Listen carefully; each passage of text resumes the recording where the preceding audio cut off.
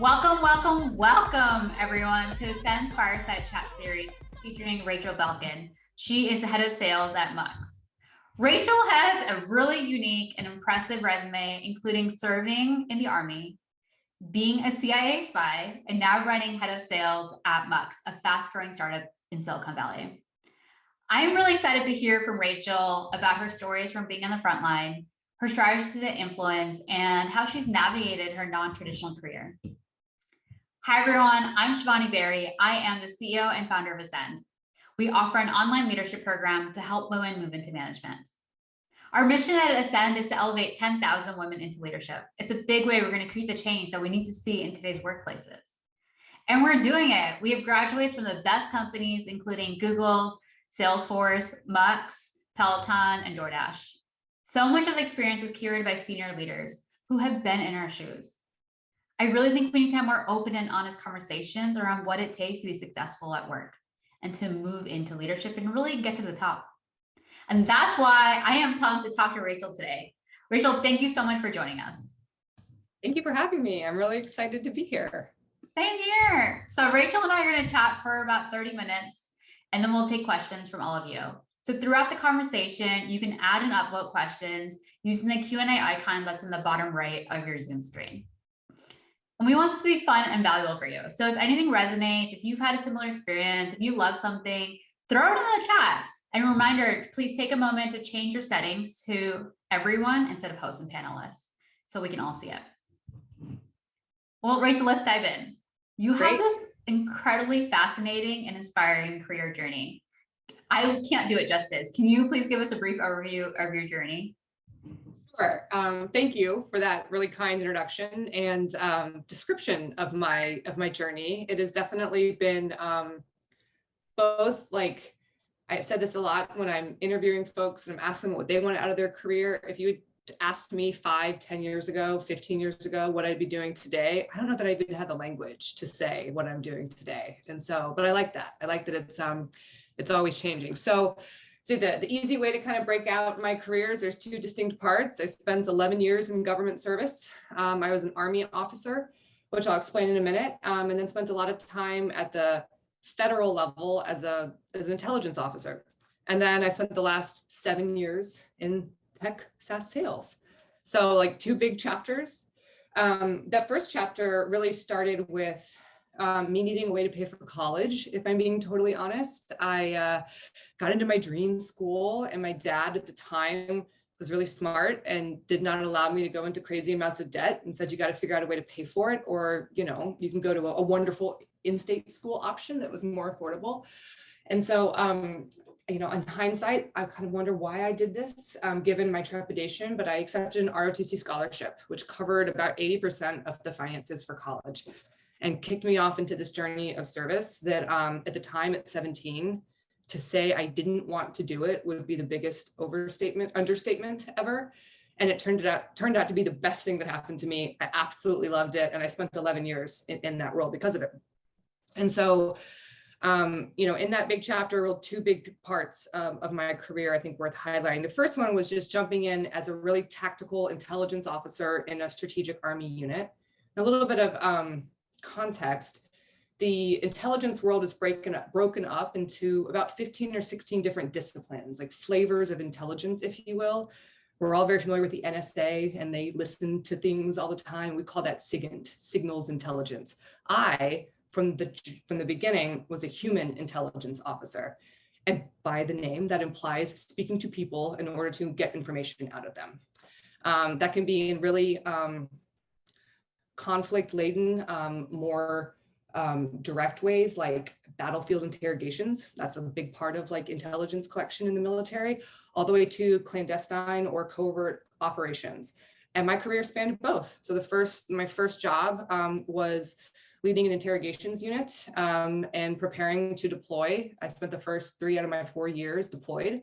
And then eventually I found my way up to the federal service, stepped into more clandestine collection operations. And as you've so graciously described, Shivani, like definitely jumped into some CIA operations. So again, for just a little bit of context for folks, human intelligence ultimately is controlled by the CIA. It is really sensitive and really important type of collection that has a lot of congressional oversight. And so everything ultimately, accountability wise, rolls up to one agency, which is CIA. I was doing specific collections for the Defense Intelligence Agency, which is a sister organization, same skill set, same authority under the CIA, but I was collecting for defense purposes, right? In service to like things that help the Defense Department versus say CIA or State Department, for example. So yeah, spent 11 years in that world, lots of time overseas, lots of time deployed, lived in Europe for my last couple of years, working with in a joint platform operation with DIA and CIA, which was a really interesting and wonderfully fruitful experience.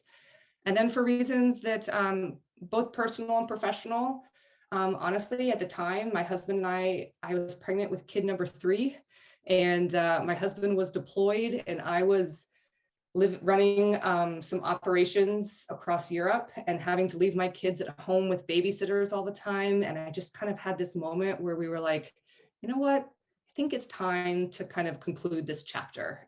We've done a lot, really proud of our service, but time to move on to something else, and found my way into SaaS sales because of it. Spent 6 years at Dropbox, which I'm so forever grateful for. It was a wonderful company that I hit it at the right place at the right time. And that's really important to point out.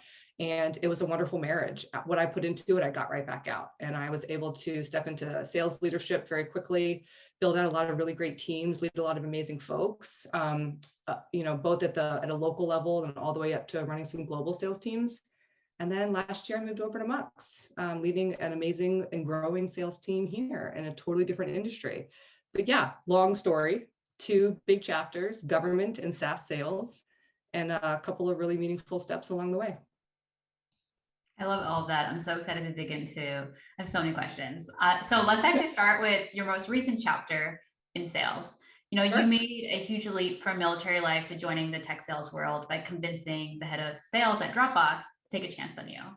And I would love to hear, like, how did you do it? I think especially because, for so many of our listeners right now, as they think about how to advocate for themselves and really take these leaps, it's really inspiring to hear how, just like the way you think about things or how you'd approach it. So we'd love to hear that story behind that. Sure.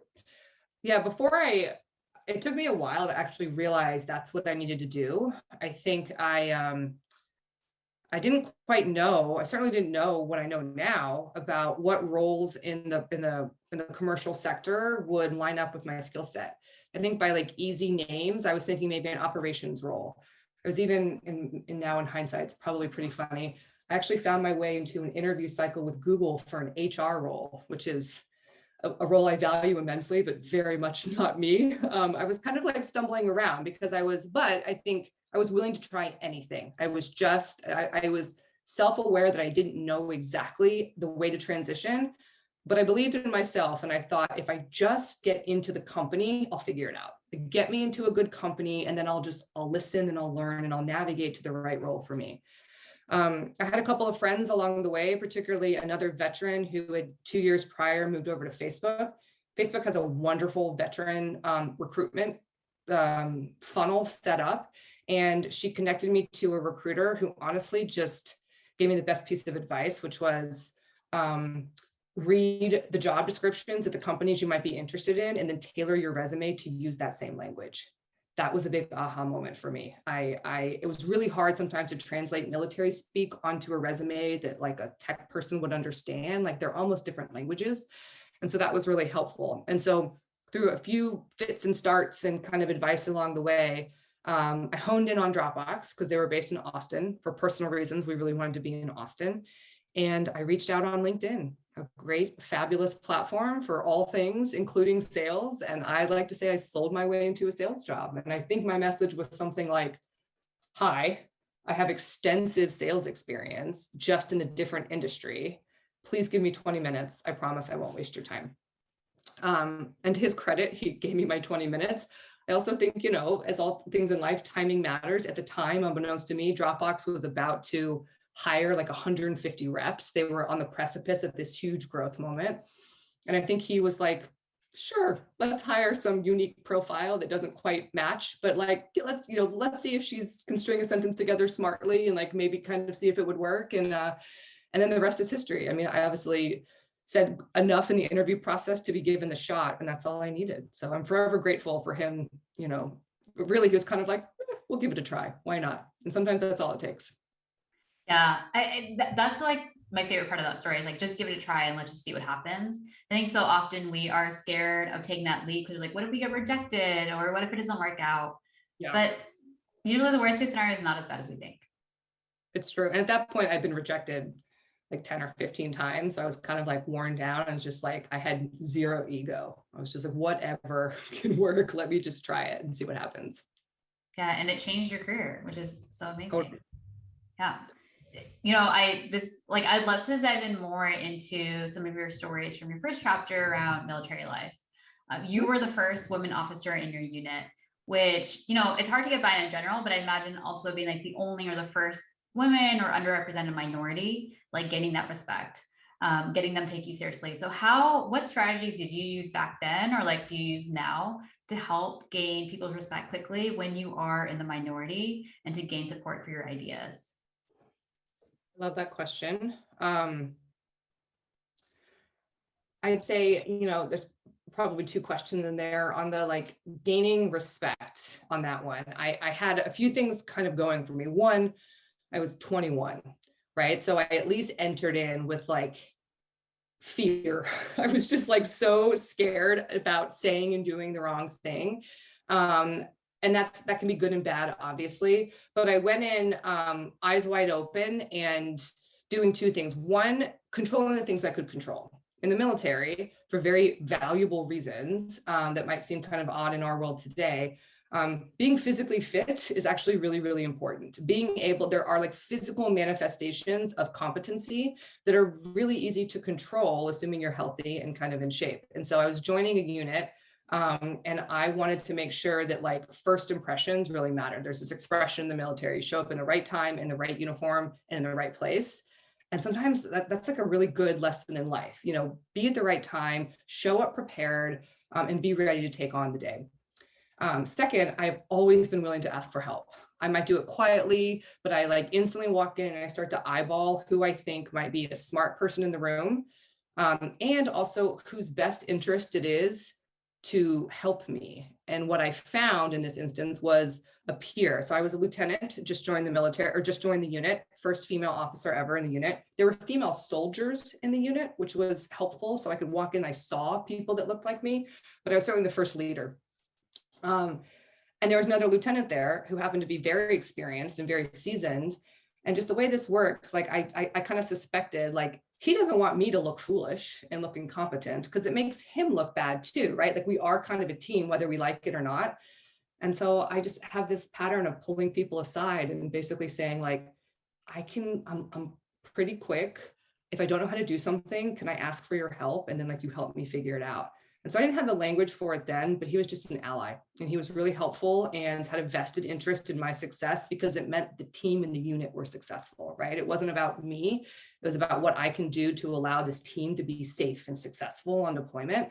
And so he had skin in my game. And so gaining respect took time. It was patience and kind of this acknowledgement that I don't know everything yet. And a big thing that I was always mindful of is to be really public and clear when I didn't know something. The worst thing you can do in that setting, I love fake it till you make it. I'm the queen of fake it till you make it. But in some ways, you kind of got to own, I don't know how to do this, because if you fake it, the audience knows you're faking it, your credibility goes down. And so that was a really big lesson too. Owning when I couldn't do something, asking for support, and building relationships with allies quickly. I also, of note, feel very lucky. You know, I've worked for male bosses my entire career, with the exception of one at Dropbox. And I've been extremely lucky that every single one of them was a wonderful mentor and support system for me. They valued me. I learned an immense amount from them. And they held me accountable and pushed me a lot. But I think, you know, patience, it takes time sometimes when you're brand new to build the credibility, but that doesn't mean you're inactive in building that credibility. It means you're seeking allies, you're seeking help, you're asking for advice. And when you do know something, unapologetically stepping into the fray and owning it and doing it. Oh, so many good takeaways. I loved your especially around recognizing like, hey, this lieutenant, if I'm successful, he's successful. And I think people often forget that they're afraid to, for example, if we take it back to the work context, they're afraid to share a win with their manager because they're like, what if I'm bragging, or what if they think I'm showing off? And it's like, no, actually, when you succeed, your manager looks really good, just as like you were talking about. One question, follow-up question I have you on this, like about this is like, how did you handle situations where you weren't able to have that ally in the room? So you were going up against someone who was really questioning your credibility. And maybe it's not even when you were an officer, maybe it's something from your sales experience. But what do you do in that situation? You walk into a room and they don't think you are credible for, the way you look, for whatever reason. How do you like kind of navigate that situation? Yeah, actually, before I answer that, I want to answer the second question you asked before, because I think that's the right way to set it up, is like, how do you buy in and get buy-in from new stakeholders, right? Like a little bit different than being new and establishing that trust and credibility. And I gave a lot of thought to this. And I think really when it boils down, it's two things for me. It's empathy and trying to understand what the other person's motivation is.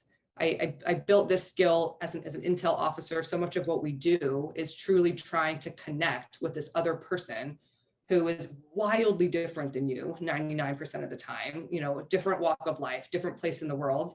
And common ground is so easy to find more often than not, even with people who, I was working in the intel world with folks from countries that to speak to an American is a very dangerous thing. To speak to an American woman is an even more dangerous thing. I had to find common ground. And so I'm really grateful for that skill set that I developed. And it's always the simple stuff. It's family, it's health, it's happiness, it's education, right? And so that in doing that and understanding the motivations of these people who might be wildly different from me, it allows me empathy and respect of them and their perspective. That's so important to get ultimately what you want out of the situation. It has to be worth their while in a really mutual way.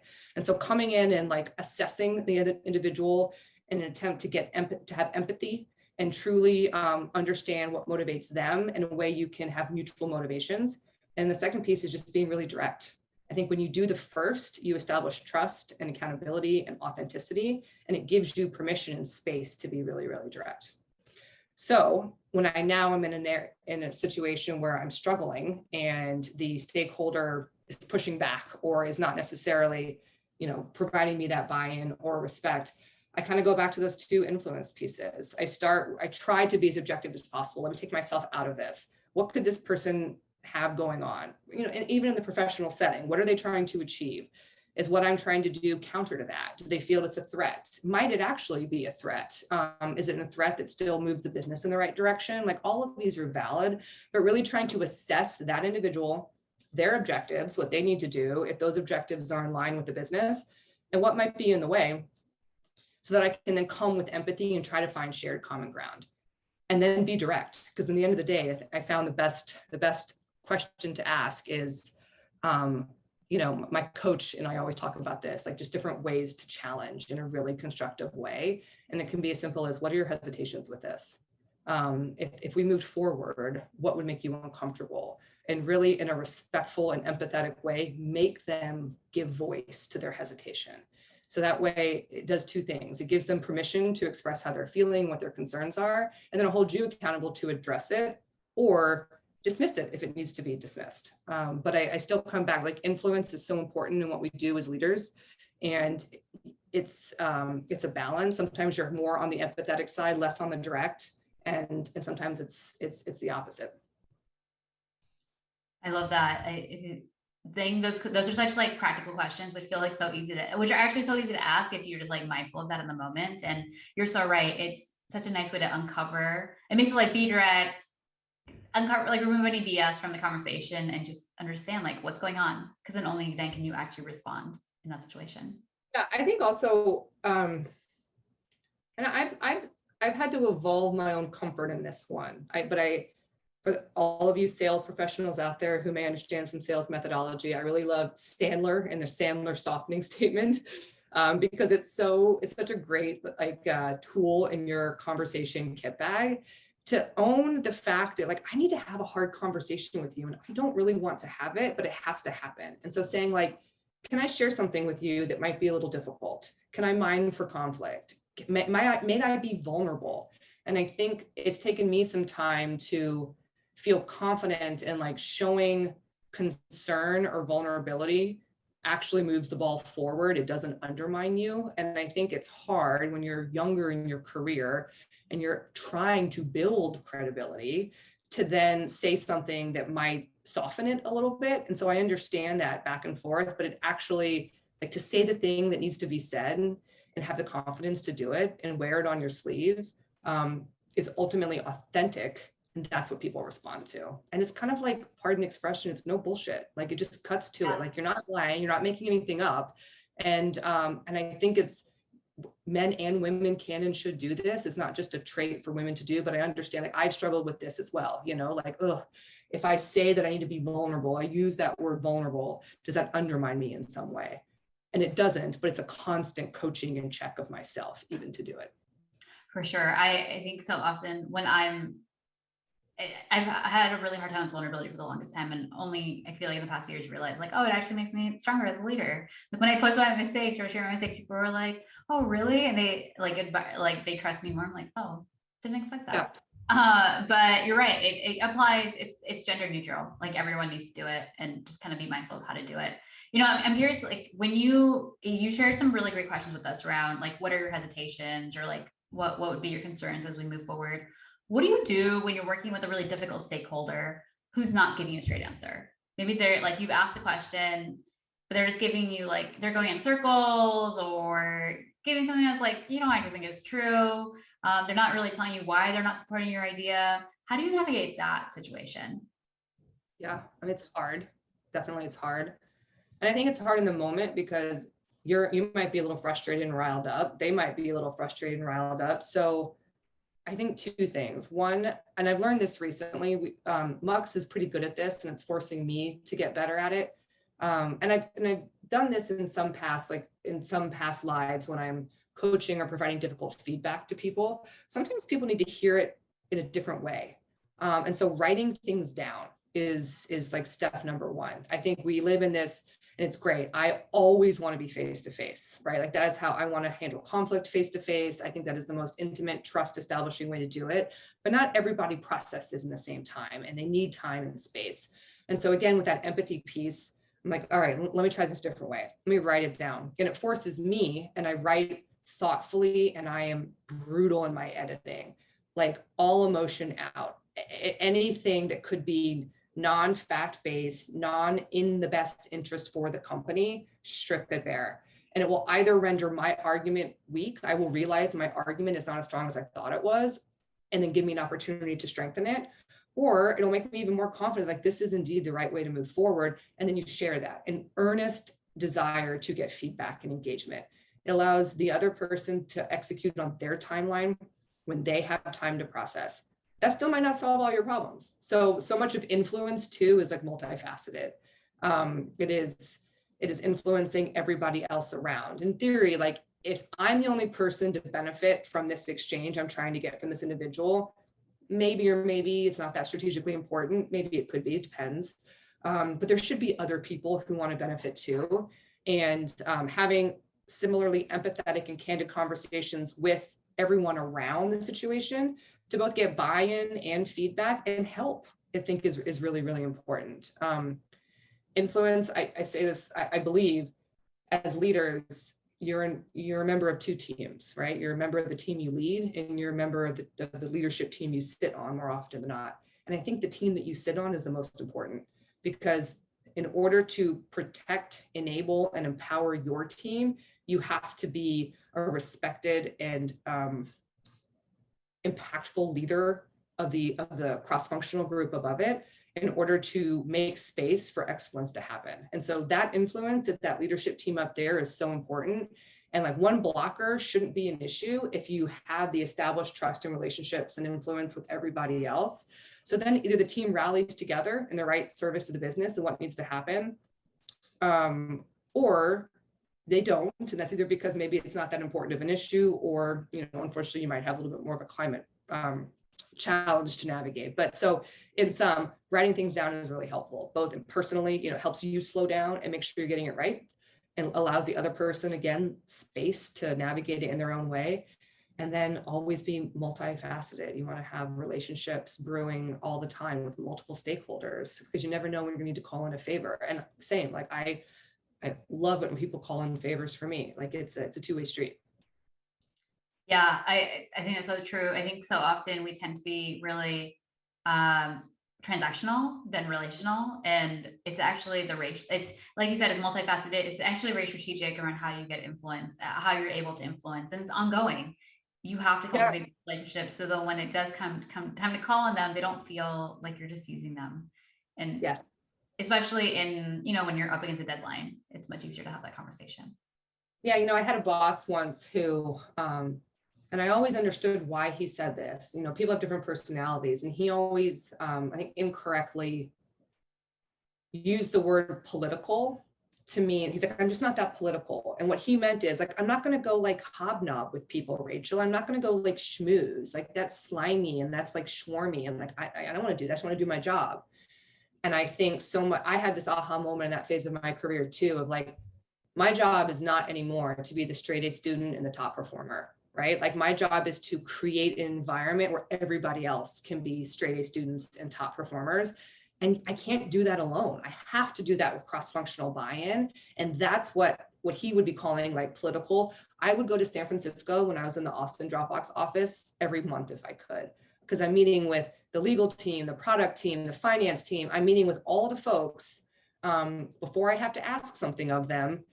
Build relationships. How can I be a better sales leader in service to your objectives, right? Like I'm a shareholder. I want the company to do well. Sales is a part of that, and it has to be in conjunction with everyone else. And I believe fundamentally that my team was better off for it. So that when the 11th hour came and we had to call in a favor, I love telling the story. I called the head counsel at Dropbox one morning at 4:00 to get a deal done. And he answered the phone, and he was not happy with me, but he answered the phone because I had done the work beforehand that he trusted me. He's like, if Rachel's calling me, I should answer the phone, right? Like, and I think that takes time, that takes genuine, authentic relationship building. Call it political, whatever, I don't care. It served my team, and it allowed my team to then have an amazing quarter because we got that deal done. Yeah, you're so right. And I think a lot of people have this like visceral reaction to influencing, or like how you're just describing building these relationships, but it's necessary. And it's also not icky. It's actually very authentic the way you do it. You're not taking advantage of people, and you're going to help them too. And you're thinking about it holistically. Like you said, when you are successful, the company's successful. Right. And so it's not just, it's not self-serving. And that's why that's amazing that you called someone at 4 a.m. and they take your call. So, and it speaks to like volumes of like how important this is. And I still have to like remind myself of this lesson, like, plug for coaching. If you can have a coach, it's like the best thing ever. I think it's a wonderful investment in your career, particularly as I've stepped into more executive roles. Just having that sounding board, third party, has been really helpful. And I'll be grappling with something, and she'll always, sometimes when I'm like too down the rabbit hole, she makes me reframe it. Is this in the best interest of the business? And if it's in the best interest of the business, write it that way, and then don't apologize for it. And I think it gets me out of my own way, right? Because I'm like, well, is this about Rachel? Is this really about me and my team? And sometimes it is in the best interest of the business. And as long as you can, with integrity, make that argument, you're not wrong. You're advocating, and you're then breaking a little glass in a really constructive way, which is often what we're paid to do. My job is to push the boundaries and move something forward. And you have to do that with relationships and challenging folks. And if it's in service to the business, you're never wrong. 100%. That's a big topic that comes up in Ascend's leadership program. And initially it's feeling like, well, am I asking for a favor? Am I taking up too much time? That guilt. And it's like, no, you always need to think about it as, how do you help the company? How do you help your team? And that's what you're asking. You're not asking for that personal favor around it. And I see a couple questions coming into the Q&A, and actually, coincidentally, from an Ascender herself, Elizabeth. So she has a question around, you're talking about leadership and kind of about like the two different types of teams you're on. So maybe on a related note to that, there's a question around, how do you think about managing people and teams who you think who might have more experience in certain areas than you? And so you mentioned faking it till you make it. How do you strike the balance between authenticity and confidence and presence when you're managing people who have more experience than you? Great question. And I would say too, when I was a brand new lieutenant in the Army, I was 21. I had 60 direct reports, and like 10 of them were PhDs. They were all like 30 or 40, married with kids, spoke multiple languages, multiple deployments under their belts. Like, these are seasoned, intelligent, brilliant, intelligent collectors who know a lot. And I was like fresh out of school, and they were supposed to salute me and call me ma'am, and I was their boss. And that is the most humbling and uncomfortable experience I think you could possibly have. And we all have this, like, you get promoted as amongst your peers, right? Like you get promoted because you were doing really well, and now all of a sudden you have to lead your peers. And so luckily for me, the Army had a system for this. Like, they knew how to do this. But it was, what I learned in that scenario is what my job was in that moment was not to teach them how to do their job. It was, again, this concept of like creating space for them to be excellent. It's this servant leader mentality I respect and honor, and I loved learning from them. I think that is the mindset to take, is I'm not here to tell you how to do your job. I'm here to enable, resource, create new opportunities. And I expect you, professional who is very experienced, if you're not getting what you need, or you have a new creative idea, I expect you to bring that to the table, right? Like, don't expect me to know exactly how to do everything. I want you to tell me what we need. And then my job is to go figure that out. My job is to unblock things, to create that space for you to do even more. I think that language helps because it carves out a role for you that's really different than being like excellent or experienced like this other person is. Their job is to be the excellent, experienced person and execute on the task. My job is to provide air cover and create space. I really keep coming back to that language. And then on the flip side, a little bit more of a different scale, when I moved into sales leadership at Dropbox, I debated this, am I going to learn about revenue and sales in a leadership role? Because in the military, so much of it is, I was not in the weeds. I was not running interrogations myself. I was creating the environment for safe, ethical, correct oversight interrogations to happen, right? And that's a really different altitude to sit at. But you still learn a lot about the actual art. And so coming into sales, I really enjoyed leading a team of people who did have a lot more years of sales experience, like SaaS sales experience, but I got to selfishly sit in all of their deals. I went from being one person in one person's deals to like 10 people. And I got to learn from just literally 10x the amount of exposure. So I think, to wrap it up, the answer is come with an open mind of like, this is an opportunity to learn. And your job is to hold them accountable by asking them to identify what they need to be excellent, creating that excellent space. And then if they don't meet those standards, now you drop into accountability. So it's just really being confident that your role is distinctly different now. And leadership is different than being an excellent individual contributor. And they're different for a very important reason. That's such a great differentiation. You don't need to have all the answers, and those tactical skills. It's actually you creating that space for excellence around it, and that's what you need to focus on. And it's a hard transition to make, or I think it takes a while getting used to, but that's such a good call out. And that's actually now if I think about it, I'm like, yeah, that's actually what my managers. That's what I need from a manager. It's not necessarily the honing the actual skills. You can probably figure out another way to go do that around it. Cool. Thank you so much for sharing that. I see another question in the chat around, what are some of your strengths and how have you made sure your weakness has not been an obstacle for you during your career progress? Well, it's a great question. I say my strengths are, I jokingly and humbly say, I think my superpower is cross-functional relationships. And I go back, I learned this in the Army. The only way I could make sure my unit and my team had what they need is to do it with others like in my boat, get everybody else in the boat. And as a quick story, I remember that same lieutenant that was mentoring me. Side note, we later got married, but at the time we were just like truly professionals. And that's the best kind of ally. He was a great ally, yes, yeah. At the time. And he's like 9 years older than me and a lot more experience. And I watched him one day. We had this we were doing this exercise. We had this one logistical thing that had fallen through. It was pretty important. And for all intents and purposes, he could have and should have gone into this individual's office like pretty hot, right? Coming in, swinging, like what the heck? This was a huge miss. And again, this is a military dynamic, but I think it plays in our world too. He outranked this individual. Like there was a lot of opportunity to basically like puff your chest and like yell and scream because a mistake had happened. And I'm following him. I'm like literally 2 weeks into the job. And I watch him walk in and say, hey, how are you? What's going on? How's your kid? You know, like spent 2 minutes connecting with this individual who he had known for a while, understood that individual's strengths and weaknesses, and just led human first. And then said, hey, you know, I got a lot. I can't lie to you, man. We have a huge mess up over here. I don't know where you were in this. Like, I'm not trying to point fingers. I need it fixed yesterday. And it got fixed instantly, right? I think there's probably 3 or 4 different ways you could have skinned that cat, but I will never forget that lesson of, you know, you attract more bees with honey, right? Like that's the adage. And so I think I cultivated that intentionally, and I really enjoy doing that work. And I think that's a strength of mine, particularly on the influence side. Where I can get hung up and where it's been a holdup is on an easy tactical level.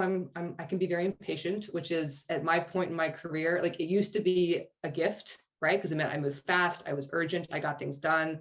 I'd say now, as I'm older and more and sitting in an executive role, impatience sometimes can be really inappropriate or has to be funneled differently. If I act impatient the way Rachel on a personal level wants to be impatient, I start micromanaging. I start getting really short. I start getting really frustrated. And that again, does not leave space for my people to be held accountable to do their best work. So I'm constantly balancing that one still. And then vulnerability one was actually an interesting journey for me. I got some feedback quite frequently at Dropbox that I was not as vulnerable as I needed to be. And in the beginning, I didn't understand it because I was still templating, not wrongly, the military paradigm. And the military has this concept of like in front of the troops and behind the troops.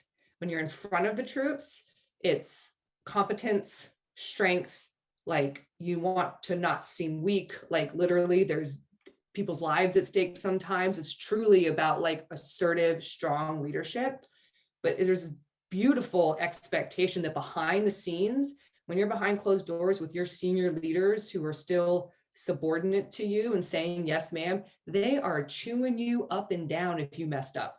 And there's this ability to be really vulnerable and really raw and really intimate. And that's where all the learning happens. And not necessarily in a like I messed up way all the time, but also you talk to soldiers about everything that's going on. It's so intimate, it's so vulnerable. And that dichotomy, I think, really works in the military setting. And I brought that to Dropbox, right? When I'm in front of the whole sales org, I'm in front of the troops, I'm projecting something. When I'm with my team and one-on-ones, like we're crying together, we're talking about personal stuff. Like it's so intimate and vulnerable that I didn't understand the feedback. What I needed to do better is blend the two and get comfortable with ways to be vulnerable in public and ways to maybe like be a little bit less vulnerable behind the scenes, or just find that balance. That was the big lesson for me. I didn't understand the feedback, and that's always the most frustrating part, because I thought I understood what vulnerability, I do understand what vulnerability is, but I was manifesting it in one way that wasn't wrong. It just wasn't the most appropriate way for my audience. And so like, I appreciate you sharing, vulnerability is hard. I don't think I have a problem being vulnerable, but how it's a tool in your kit bag, and knowing when to use it in front of what audience is still a work in progress. That is definitely for sure. Yeah, for sure. I also struggle with sometimes like how vulnerable, when to be, because of like what is it going to make how's it going to make my team feel? And right. Like what's the right level of vulnerability to demonstrate, to give them comfort, but like not make them more nervous around it. And so, yeah, that makes so much sense. This has been incredible. I think like everyone in the chat loves you. I feel like at least I'm like, I want to be on your team. How do we work together? I'm sure like a lot of other people right now are trying to like, wait, how do I get on Rachel's team? And so Rachel, thank you so much for all this amazing advice and just being so real. for lack of a better word, for like appropriate word. Thanks for being so vulnerable around this. And big thank you to all of you for attending, for your great questions, for your discussion. We will send out this recording so you can rewatch it and like pull more nuggets. There's so many nuggets in here. Rachel, huge thank you for joining us. This was incredible. It was great. I really appreciate it. It's fun. Thank you so much. Of course. Bye, everyone. Take care. Enjoy. Thank you so much.